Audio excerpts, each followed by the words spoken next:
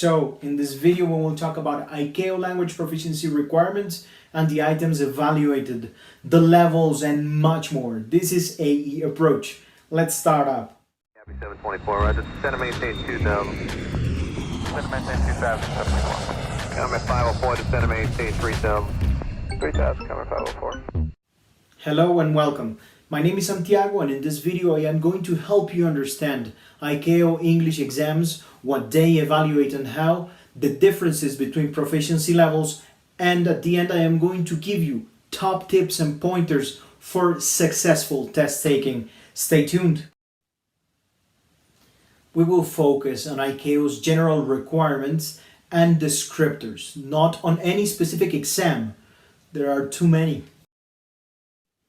So, as we all know, the objective of ICAO language proficiency is clarity in aeronautical radio communications, and this includes standardized phraseology and the use of plain language.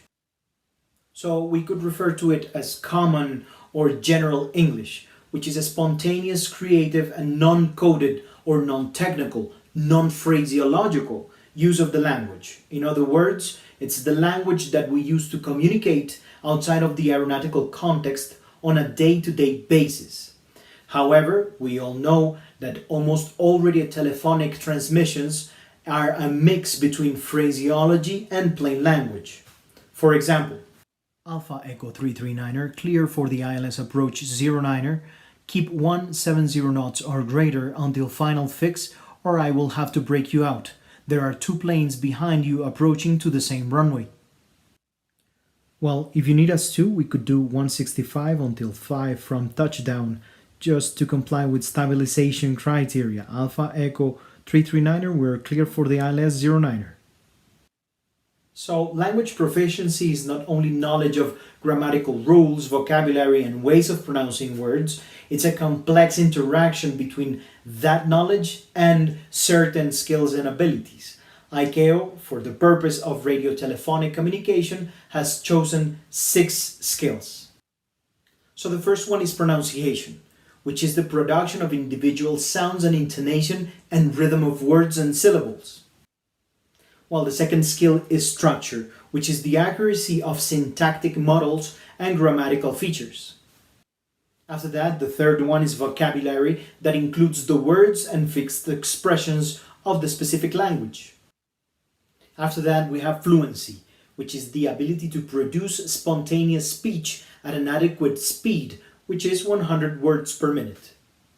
The fifth skill is comprehension, the ability to recognize and understand speech. And the sixth and last one is the ability to have spontaneous dialogue and achieve communicative goals. This is called interaction. Now, the 6 skills build on top of each other as a pyramid. Pronunciation, structure, and vocabulary are the foundations upon which the skills of fluency and comprehension are built, and the 5 of them support the skill of interaction. So, as we know, ICAO grades each skill on a scale from 1 to 6, and the lowest passing score is 4. Remember that the lowest score will define the overall outcome of the test. And for the purpose of these videos, we will only focus on the upper proficient levels. So level 4 is the operational level, which defines a good enough English speaker who can transmit meaning consistently, even with many errors in all of the skills, especially under unusual or unexpected circumstances. The speaker has to display ability to clarify in case of misunderstanding, speak at an appropriate rate, and use basic grammar creatively. The extended level, or level 5, describes a speaker who constantly transmits meaning with limited errors. This score is for speakers who rarely make mistakes that compromise effective communication. And even so, these mistakes should be well managed and solved, including unexpected or unusual circumstances. Now, level 6 is the expert level. This is reserved for very few individuals, but not exclusively native speakers, who demonstrate the ability to be natural, accurate, and coherent in a manner beyond very good proficiency. Being able to understand and express ideas outside of the aviation topics within any cultural or technical context. ICAO clarifies that native speakers could be considered level 2 depending on their specific regional variations of the language. And also, they see English as a world language because non-native speakers outnumber native speakers more or less 3 to 1. Now, let's talk about the tests.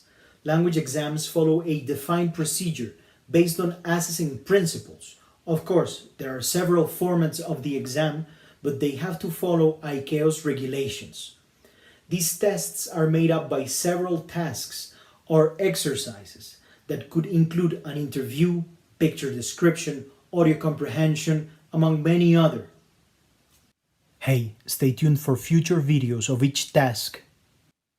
And now, our general tips for a successful test. Number 1. It is an English exam, so try to avoid short answers or explanations, such as yes or no. You must demonstrate at least level 4, and this includes the ability to produce concrete and coherent answers. However, it is not a technical exam. You will not be rated on the technical accuracy of your answers. Number 2. Do not speak in technical vocabulary all the time. It could be counterproductive as the tester might ask you further about these technical concepts. Clarify the technical aspects of your speech as if you were explaining them to a non-pilot friend. Number 3. If you are taking the exam with another test taker, try to keep your interaction cordial. Do not try to impress the examiner by being demanding with the other test taker. It is not a competition. Number 4. Humor and lightness in your interaction will show a comfortable stance. Take it easy during the exam. Keep the interaction relaxed for better performance. Laugh off your mistakes. Make a joke. This is very important. Number 5. Test taking is very stressful, and this stress leads to performance degradation. This should be clear to you, and thorough exam preparation will help you deal with this. Number 6. There is a balance that must be maintained between accuracy and fluency. Accuracy being perfection of sentences, pronunciation, high quality vocabulary, and grammar, and fluency being rate of production. You cannot sacrifice one or the other. Number 7. Whenever you hear yourself making a mistake, immediately correct yourself. And number 8. Become familiar with the tasks. Visit the website. Ask for testimonials. This will give you a clear idea of the exam. And last but not least, watch our videos. Alright, in this video we explored the behind the curtains of the ICAO LPR exams, what is being evaluated and how, and we gave you general tips and pointers on how to approach the test. Before we finish, we would like to ask you, what has been your experience with aviation English exams? Were you satisfied with your performance? Happy with the result? How do you think you could have improved? Leave the answers in the comment section. So on the next set of videos, we will go through each one of the skills that are evaluated.